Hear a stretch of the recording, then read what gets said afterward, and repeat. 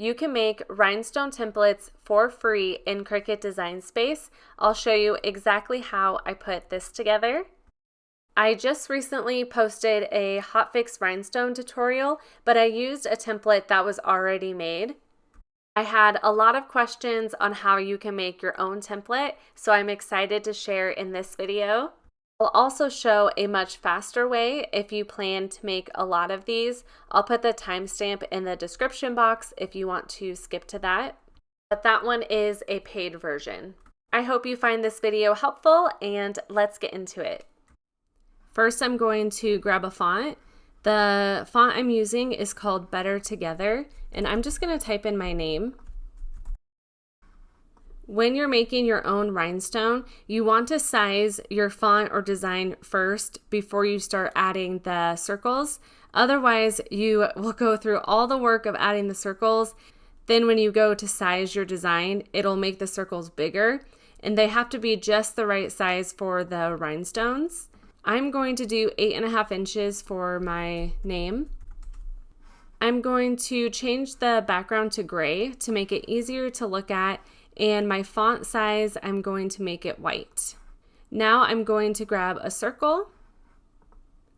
The size that I'm doing for this is 0.125. You can see how tiny it is. I figured the size out by measuring my pre-made template that I did in my other video. I'm going to zoom in, and what I'm going to do is fill in my name. Also, looking at this, I'm going to unite the font together. You can see how it's overlapping. It's going to be a lot easier to do this with it united. Now, this process does take a while, but it is a way that you can do this for free and make whatever you want with it. I'm going to duplicate this circle. You can hit Command D on your keyboard, or you can come down here and just hit duplicate. I find that really easy. I'm just going to line it up. I'm just going to kind of guess how much spacing I want in between. I think that looks pretty good.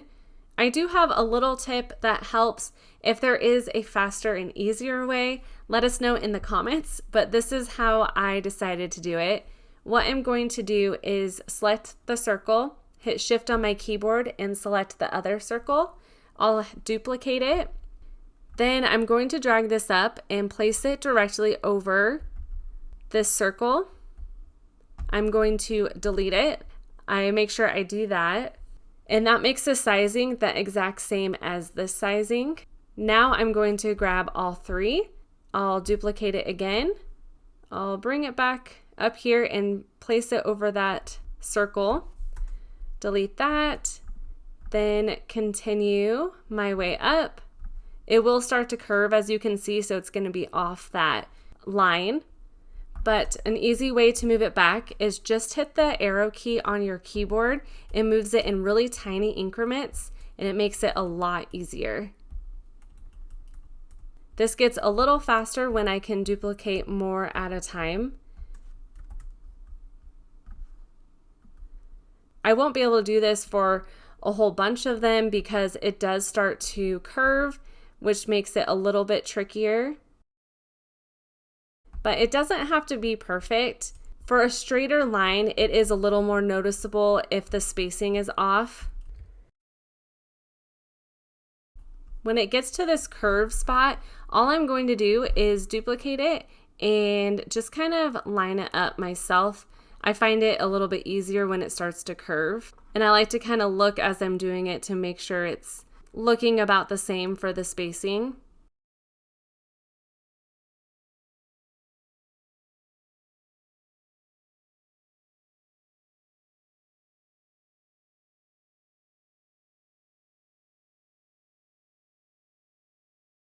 If I get here and it's a little bit crammed, I can just adjust the others. Now I'll zoom out and see how that's looking. It is pretty close together. You don't have to put your rhinestones that close, but I think it's looking good. Now I'm just going to keep going. There is a little awkward space here. I'm just going to skip it and see how this looks. I can always adjust it at the end. I'll just adjust the spacing to make sure it just is fitting nice in here, and I'll just keep going.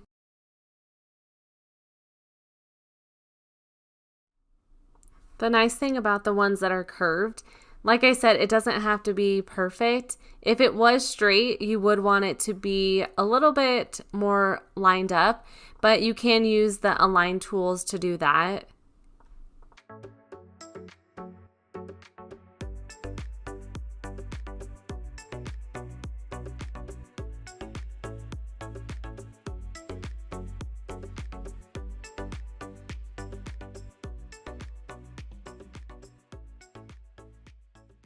Okay, I am done. Let me zoom out. There are some little white gaps in here. I'm going to just delete my font and see how it looks. I think that looks really cute. That turned out so good, I feel like, for just freehanding it. For the Y, I might add one more, but I think everything else looks good. Okay, so what I'll do next is highlight over the whole thing, then I'll select attach. I'll go to the make screen. I'll select heavy cardstock with more pressure. I just did an in-depth hotfix rhinestone tutorial. I'll link it down in my description box.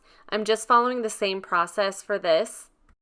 When it's done cutting, I just cut around the design.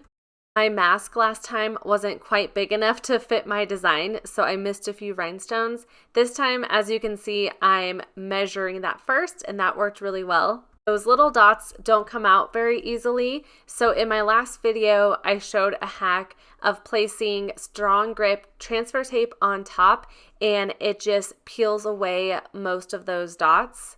But someone on TikTok said just place it down on the purple strong grip mat. Press it down, I use my brayer tool, then peel it off the mat, and you can see those little dots stick to the mat. So that is way easier and you save on transfer tape. There was only a few left on there, so I just picked those off. Now I can add my hotfix rhinestones. This brush works really well. It doesn't always get every piece, but I try to get as much as I can.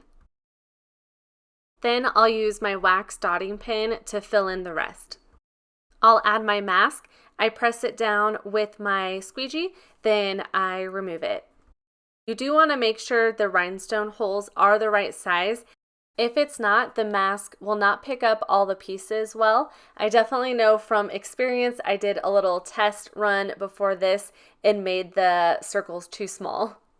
I recently created a Substack, and I have a tier where I go deeper on every project I make. I share all my best tips, the full process, and you get a printable cheat sheet with every project that I do. So here's kind of an example. I grabbed it because I couldn't remember the heat setting. It's 350 for 15 seconds.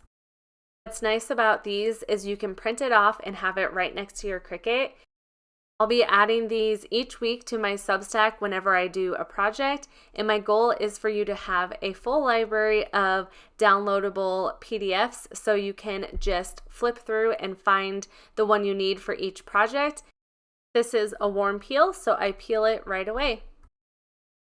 I love how this looks personalized, and I can make it with whatever font or image. It just takes some patience. I want to quickly show you how you can do this in Sure Cuts a Lot. That does cost money, but if you're making a lot of these, it would definitely be worth it. So I'll give you a quick tutorial. Here's the website for Sure Cuts a Lot. I'm just going to click on Buy Now. The new license download is $59.99, so that's how much it would cost to use this for rhinestones. I have this downloaded on my computer. I'll select New Project. Just going to type in rhinestone. You can upload your own fonts in here and use that. I'm just going to make this quick and simple. I'm just going to pull in a heart. Here I can resize it if I want to. I'm going to make it bigger so it's easier to see. Then I'll go up to Effects. I'll select Rhinestones. I'll have a few different options. There is an option for outline and an option for fill. Right now, just outline is selected. If I come down and select preview, that's what it looks like. The outline feature could be super fun if you're mixing this with vinyl and have like your letters outlined, or you can click fill. I'm going to get rid of the outline and show you what that looks like. So here we have our rhinestones, and it's literally that easy. You just hit fill. So much faster than Cricut Design Space. If you're just doing rhinestone projects every once in a while, or even for just a special occasion, you can do it the free way in Cricut, or you can find ready-made templates in Creative Fabrica or Etsy. But if you want to make a whole bunch on your own, you can easily do it with this software. You do want to make sure you select your stone size and look at all these options. There's tons. It gives you two options for the SS10, but they're kind of small. It says 0.106 to 0.11 inch. I did 0.125. Even though this is SS10 rhinestones, I know for a fact the 0.11 is too small because I tried it and it didn't work. So I would probably choose the SS12. That's 0.12 to 0.13. I also recommend just doing little test pieces instead of an entire design for these rhinestone projects. Another cool thing is you can adjust the stone spacing. Let me bring it up a little bit and then hit preview. So you can change that size. Let me go to the 0.2.